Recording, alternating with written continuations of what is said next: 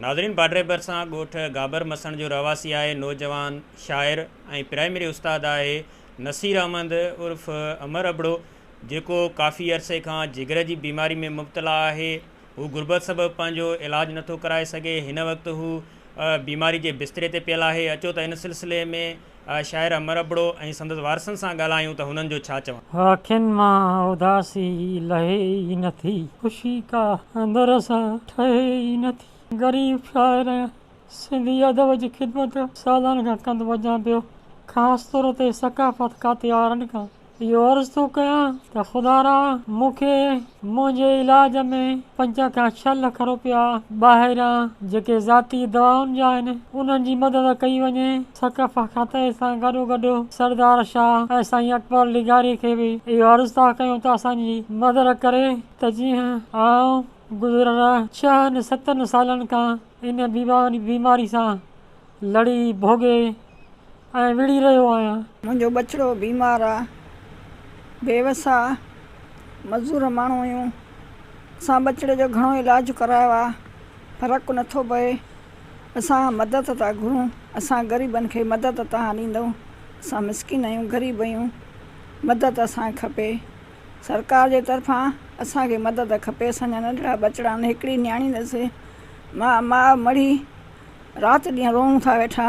असां हिन बचे जे मथां घणी तकलीफ़ अथसि बचे खे जे वास्ते असांजे पीउ जो इलाज करायो। अमर अबड़ो सिंधी संगत शाख बाड्रे जो 2 भेरा सेक्रेटरी रही चुको आहे। उन सां गॾु उस्ताद आहे ऐं समाज सुधारक आहे। हिन पंहिंजे चङे भलाईअ वारनि ॾींहंनि में सिंधी में हिकिड़ो मुस्बत किरदारु अदा कयो आहे ऐं तालीम जे हवाले सां सिंधी अदब ऐं ॿोली जे हवाले सां तमामु सुठो कमु कयो आहे। हिकिड़ो बहितरीनु शाइर आहे। गुज़िरियल 5-7 सालनि खां उहो जिगर जहिड़ी ख़तरनाक बीमारी सां मुंहुं ॾेई रहियो आहे।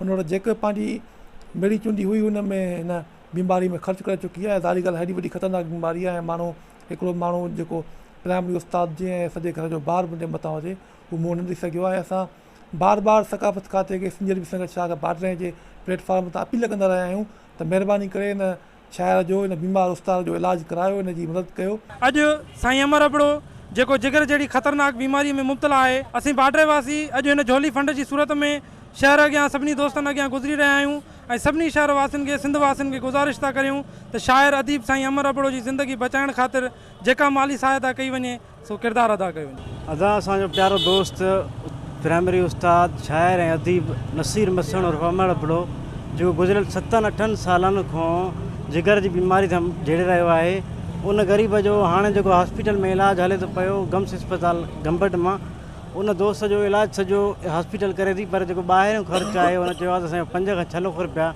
हॉस्पिटल जे ख़र्च खां इलाज ख़र्चु जो बक़ौल कुझु टेस्टूं हूंदियूं आहिनि जेके ॿाहिरां में थींदियूं आहिनि या पंहिंजी रहाइश लाइ बि ख़र्चु खपे। यकीनन 1-2 महीना रहंदो बि सही हुते ऐं 2 मरीज़ हूंदा हुन सां गॾु त उन्हनि सभिनि जो ख़र्चो 5-6 लख रुपया ईंदो आहे ॿार। हुन सकाफ़त खाते ऐं वस वारनि खे अपील कई आहे त संदसि इलाज में मदद कई वञे ऐं संदसि हयाती बचाई वञे। कैमरामैन इसरार नूनारी सां गॾु वहीद गाहो, टाइम न्यूज़ बाड्रे।